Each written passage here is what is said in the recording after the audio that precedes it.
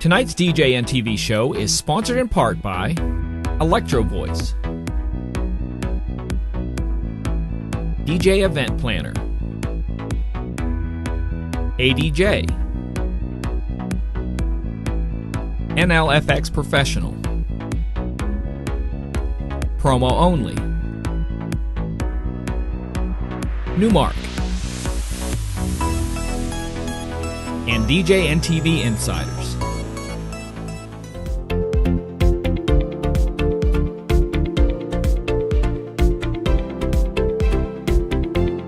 Good evening, ladies and gentlemen. Welcome to this episode of DraxBytes. Tonight, we're going to talk a little bit more about contracts. We've touched on it a little bit in past, but a number of questions came about. One of them was, well, how much information do I need from the customer to draw up a contract? Pretty simple. You need the standard who, what, where, when, and why, and how. Where it's going to be, when it's going to be, what you're going to do, how much you're going to get paid, what the terms of the payment are, like 50% at the signing, so much at first meeting, so much at 30 days out from the event. Those sorts of things. Your contract really should be one page, one page. That way it makes it super simple.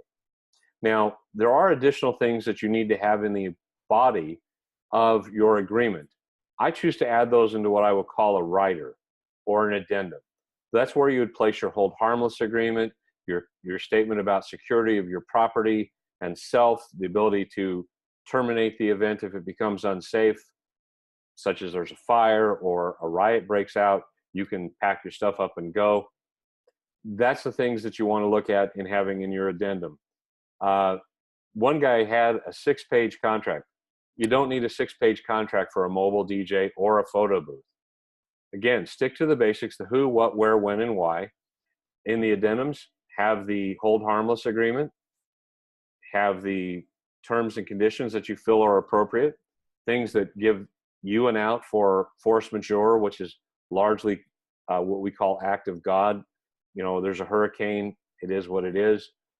Also, in that addendum or in your contract, in either case, define the terms of cancellation. And I always have an initial line where they initial that the deposit or monies paid at the signing of the contract is earned money and is non-refundable. And I also have them initial where we detail the cancellation terms and what they can expect or not expect from the cancellation process. That's important because those additional marks of initialing mean that it wasn't just glossed over in your contract, that you took time to explain it and have them sign it. As we've talked before about work product, that's an important aspect. We won't get back into that. A couple of other questions regarding school events and signing events with minors. That contract is null and void unless they are of legal age of consent, which is typically 18 in most states, and in some it can be 21. You'll have to investigate that for yourself. Unless they are of legal age, you cannot engage a contract with them. To do so simply means you have nothing, because they can simply say, my child was bamboozled, talked into it, forced into it. The contract would be thrown out. It would never hold up in court. Why have a contract? Because you want to have something that holds up in court. Not that you want to be sued, not that you want to sue somebody else, but you want a contract that is upheld in court. So with that, you want to think about a couple of other things. If you're having and doing business with a minor, like the minor has decided, oh, you're going to do their Sweet 16, awesome. But the contract needs to be with mom and dad. Mom and dad have to both sign.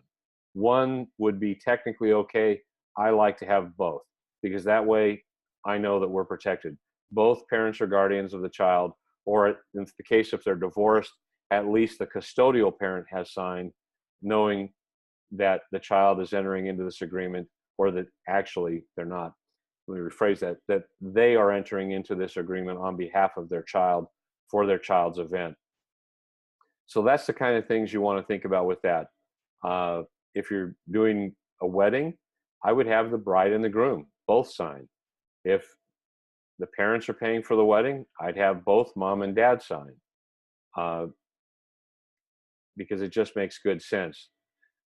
So that's kind of a little brief syllabus for you tonight on contracts, couple little nuggets to throw out there. We've already talked about insurance and some other things. We're going to come back in future episodes and detail a little more on contracts. Anyway, this is our episode for tonight. It's short and sweet. It's a bite. So put your comments down below. If you have any questions, put them down below. Reach out to me on Facebook at Hugo Drax or 4ADJA or the photoboothAssociation.com. You can reach me at the photoboothAssociation.com, adja.org, 888-723-5776, or 800-527-5761 for the Photo Booth Association. Remember, we're here to help you to build and grow your business and help you have success and not fall into the pitfalls of being unprepared contractually or with your insurance or with any aspect of building and growing your business. Once again, thanks again for tuning in. Good night and have a great week.